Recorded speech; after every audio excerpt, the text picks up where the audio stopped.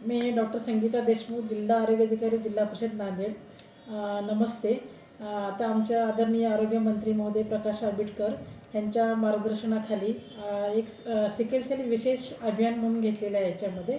तर हे आपलं 15 जानेवारी ते 7 फेब्रुवारीमध्ये अभियान आहे.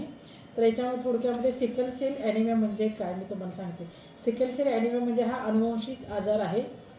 एका पिढीमध्ये दुसऱ्या पिढीमध्ये जातो. म्हणजे आईवडिलांना जर सिकल सेल असेल तर त्याच्या मुलामध्ये त्याचं ट्रान्समिशन होतं. हे तर ह्याच्यामध्ये आपल्याला प्रिव्हेन्शन करायचं आहे आपल्याला आणि आपलं एलिमिनेशन करायचं हे 2047पर्यंत आपलं एलिमिनेशन करायचं आहे. पण आमचे आदरणीय आरोग्यमंत्री महोदयांच्या मार्गदर्शनाखाली आम्ही 27-20पर्यंत आपण एलिमिनेशन करण्याचा प्रयत्न करत आहोत. तर ह्याच्यामध्ये आपल्याला काय करायचं आहे की आपले जे नात्यामध्ये लग्न होतात ते एक आपल्याला प्रिव्हेन्शन करायचं आहे. दुसरी गोष्ट की आपण विवाह करण्यापूर्वी जे आपण पत्रिका बघतो ह्याच्यामध्ये की 28 गुण जुळले, 32 गुण जुळले, त्याच्यामध्ये ते न बघता आपण मुलीला सिकल सेलचा आजार आहे की नाही ह्याची तपासणी करायची आहे. आणि दुसरी गोष्ट जेव्हा आपण आई होण्याचं तयारी करतो त्यावेळेस पण सुद्धा आपल्याला जर कळलं की आपण गरोदर आहोत तर 3 महिन्यामध्ये आपण आमच्या NMकडे रजिस्ट्रेशन करतो. तर रजिस्ट्रेशन करताना पहिली आपल्याला 3 महिन्याच्या आतमध्ये आपल्याला सिकल सेलची टेस्ट करायची आहे आणि ते पॉझिटिव्ह का निगेटिव्ह आपल्याला तपासायचं. हे आपल्याला प्रिव्हेंटिव्ह मेजर आहे. थोडक्यामध्ये आपल्याला काय म्हणतो की आपण prevention is better than cure होय म्हणून सगळ्या आपल्याला ॲक्टिव्हिटी करायच्या, प्रतिबंधात्मक उपाययोजना आपल्याला ह्या ठिकाणी करायच्या आहेत. तर थोडक्यामध्ये सिकल सेल म्हणजे काय, तर सिकल सेल ह्याच्यामध्ये आपण नॉर्मली पाहिलं तर आपल्या रक्तपेशी तांबड्या ज्या पेशी आहेत तर ह्याच्यामध्ये आपल्याला त्या गोलाकार असतात आणि यांचं कार्य असतं की ऑक्सिजन कॅरिंग कपॅसिटी यांचं काम असतं. म्हणजे आपल्याला ऑक्सिजन वाहून येत असतात आणि कार्बन डायऑक्साईड आपल्याला सोडत असतात. हे आपल्या तांबड्या रक्तपेशीचं काम आहे. पण या सिकल सेल ॲनिमियामध्ये काय होतं का तांबड्या पेशी ज्या गोल आहेत ते आपल्याला विड्याच्या आकार किंवा कोयत्याच्या आकारात सुद्धा आपल्याला सिकल सेल त्यांना म्हणतो आपण. तर ह्याची लक्षणं काय काय आहेत, थोडक्यामध्ये अंग दुखतं, सांधे दुखतात, थकवा येतो, हातापायाला घाम येतो, हातापायावर सूज येते, डोळ्याचा विकार होतो, कावीळ होते आणि आपले बऱ्यापैकी ऑर्गन इन्व्हॉल्व होतात. तर हे आपल्याला याची लक्षणं आहेत. तर याच्यामध्ये काय की आपण टेस्ट कशी काय करतो, तर टेस्ट हे साधी सोपी सिंपल आहे. त्याला सॉलिबिलिटी टेस्ट म्हणतो आणि ही टेस्ट आमच्या NM करतात, CHO मंडळी करतात, प्रत्येक सब सेंटरमध्ये आणि प्रत्येक प्राथमिक आरोग्य केंद्रामध्ये होत आहे. ते फक्त बोटावरचं रक्त घेतलेलं असतं. आपल्याला किट असतं, त्या किटमध्ये आपलं बोटावरचा रक्ताचा थेंब टाकतो आणि त्या किटमध्ये आपल्याला गढूळपणा आला किंवा नाही ह्याच्यामध्ये आपल्याला पॉझिटिव्ह निगेटिव्ह कळतं आपल्याला कोअग्युलेशन तयार झालं की नाही. तर याच्यावर आपण ठरवतो आणि हे आपली संशयित म्हणतो आपण. तर याची कन्फर्मेशन करण्यासाठी आपल्याला सॉलिबिलिटी टेस्ट करावी लागते, इलेक्ट्रोफोरेसिस टेस्ट करावी लागते आणि ही इलेक्ट्रोफोरेसिस टेस्ट आपल्याला सिव्हिलमध्ये होते आणि त्या ठिकाणी आपण ह्या लाभार्थीला ह्या पेशंटला आपण रेफर करतो. तिथं जर आपली इलेक्ट्रोफोरेसिस टेस्ट जर पॉझिटिव्ह आली तर मग आपण पूर्ण फॅमिलीची टेस्ट करतो आणि कोणाकोणामध्ये काही प्रॉब्लेम आहेत आपण त्याची टेस्ट करतो आणि त्याला आपण त्याप्रमाणे औषधोपचार करतो. हे आपल्याला टेस्टिंग करायचं आहे. दुसरी गोष्ट आपल्याला जर सिकल सेलचे इन्फेक्शन असेल तर आपल्याला हायड्रॉक्सियुरिया नावाचे टॅब्लेट आहेत. त्या टॅब्लेट आपल्या प्राथमिक आरोग्य केंद्रामध्ये भेटतात आणि डॉक्टरांच्या सल्ल्यानुसार आपण 50 milligram per kg of the body weight देतो आणि ह्याच्यामध्ये आपल्या डॉक्टरांच्या अंडरखाली आपण त्याला प्रिव्हेंटिव्ह मेजर किंवा त्याला फॉलोअपमध्ये ठेवत असतो.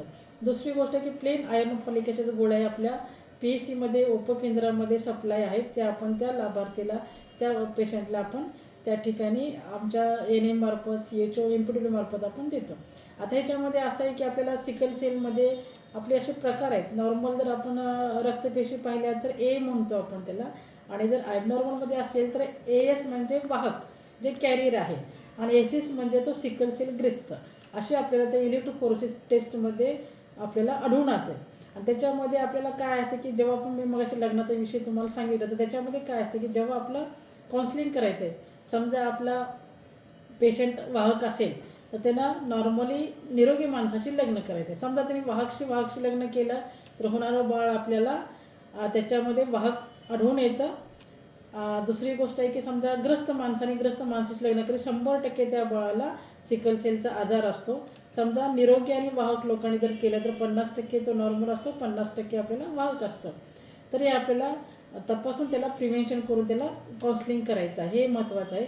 दुसरी गोष्ट आपल्याला असं आहे की ह्याच्यामध्ये आपल्या जेव्हा आपल्याला समजा एक गरोदर माता आहे तिला कळलं की आपल्याला बाबा त्या ठिकाणी आपल्याला सिकल सेल पॉझिटिव्ह तर जर आपल्याला ती अबॉर्शन करू शकते आणि आपण त्या रक्तजल त्याचा तपासणी आपण पॉझिटिव्ह असेल तर आपण त्याचा MTP करू शकतो. ही एक गोष्ट आहे.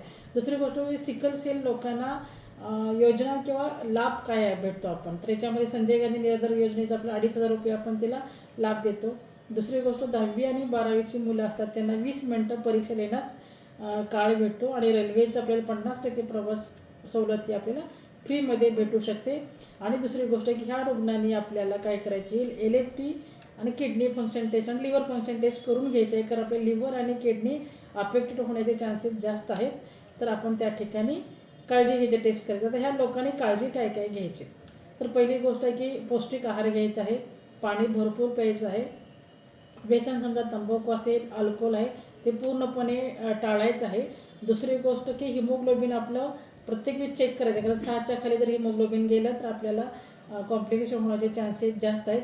दुसरी गोष्ट ज्याच्यामध्ये आपले आयर्न आहार आहे, समजा पालक असेल, हिरवे पालेभाज्या असतील, त्याच्यानंतर बीट असेल, व्हिटॅमिन C असेल, ह्याचा आपल्याला त्या ठिकाणी वापर करायचा आहे. आणि हायड्रॉक्सियुरिया आणि आयर्न फॉलिकच्या गोळ्या डॉक्टरांच्या सल्ल्याने वेळोवेळी तो आपल्याला उपचार घ्यायचा आहे. आणि फॉलोअपमध्ये याच्यामध्ये आपण डॉक्टरांच्याकडे फॉलोअप घ्यायचा आणि LFT आणि KFTचे आपले टेस्ट मात्र त्या ठिकाणी आपण करायची आहे. आणि सर्वांनी असं मला आव्हान करावंसं वाटतं की आपले जे कार्यक्रम घेतला याच्यामध्ये प्रिव्हेंटेबल कार्यक्रममध्ये मी परत एकदा सांगते, तर आपल्याला काय करायचं की 0 ते 40 वर्षापर्यंत लोकांची तपासणी करायची आहे. दुसरी गोष्ट ANC मातेची तपासणी करायची आहे. तिसरी गोष्ट मुलांचं आपल्याला जेव्हा लग्न जुळवणार आहे त्यावेळेस आपल्याला टेस्टिंग करायचं आणि काउन्सिलिंग महत्त्वाचे आहे. तर ह्याच्यामध्ये आमच्या शासनाने कार्यक्रम आम्ही इम्प्लिमेंट केलेला आहे, जे 15 जानेवारी ते 7 फेब्रुवारीमध्ये. तर आपल्याला 15 ते 20 जानेवारीपर्यंत आपल्याला जे ग्रस्त रुग्ण आहेत त्याची आपल्याला लाईन लिस्ट करायची आहे. आपण त्याला एक त्याला नेम प्लेट दिलेलं आहे की B1 म्हणून दिलेलं आहे. दुसरी गोष्ट आहे की आपल्याला जे ग्रस्त रुग्णाची पहिली यादी B1 मध्ये करायची आहे. B2 मध्ये आपल्याला जे वाहक आहेत त्याची यादी आपण 21 जानेवारी ते 26 जानेवारी आमच्या आशा असतील, आमच्या ANM असतील, MPW असतील, आपल्या घरोघरी येतील आणि त्या ठिकाणी तुमची लाईन लिस्ट करतील. तिसरी जी B3 आहे, तर जेव्हा आपण सॉल्युबिलिटी टेस्ट केलेली आहे पण इलेक्ट्रोफोरेसिस टेस्ट केलेली नाही, अशा आपल्याला B3 लोकांची लाईन लिस्ट करायची आहे. आणि शेवटची जी आहे आपल्याला त्याच्यामध्ये B4 मध्ये आपल्याला इलेक्ट्रोफोरेसिस त्या लोकांची करून घ्यायची आहे. आणि C1 जी आहे आपल्याला 4 फेब्रुवारी ते 7 फेब्रुवारीमध्ये आपल्याला काउन्सिलिंग करायचं आहे, म्हणजे आपल्या ANC माताची तपासणी करायची आणि विवाहपूर्व मुलांची आपल्याला त्या ठिकाणी टेस्टिंग करायची आहे. ते आपल्याला B1, B2, B3, B4 आणि C1 अशा मी त्या आशाताईंना आमच्या MPW ताईंना लाईन लिस्ट करण्यास सांगितलेली आहे. आणि ह्याच्यानंतर आपले जे रुग्ण राहिलेले आहेत टेस्टिंगचे त्या रुग्णांची आपण लोकांची लोकांची आपण तपासणी करणार आहोत. आणि आपल्याला ह्याच्यामध्ये सिकल सेल एलिमिनेशन करायचं, तर हेच आपण त्या ठिकाणी करू शकतो. आणि सर्वांना एक आव्हान आहे की आपण आपल्या ठिकाणी 21 जिल्हे आहेत, त्या जिल्ह्यामध्ये आमचा नांदेड जिल्हा आहे. आणि मला असं वाटतं की सर्वांनी आपली तपासणी करून घ्यावी. साधी सोपी सिंपल टेस्ट आहे आणि प्रत्येक आपल्या PSCमध्ये उपकेंद्रामध्ये टेस्ट होती. आणि आपल्याला सिकल सेल टेस्ट ही एकदाच करावी लागते आयुष्यामध्ये, सारखी रिपीटेडली करायची गरज नाही, कारण आपण रक्ताचीच टेस्ट करतो आणि रक्त आपलं काही चेंजेस होत नसते, त्याच्यामुळं एकदाच टेस्ट करायचे. आणि सर्वांनी टेस्ट करून आपल्याला सिकल सेल आहे की नाही याची आपण तपासणी करून घ्यावी. जय हिंद, जय महाराष्ट्र. थँक्यू.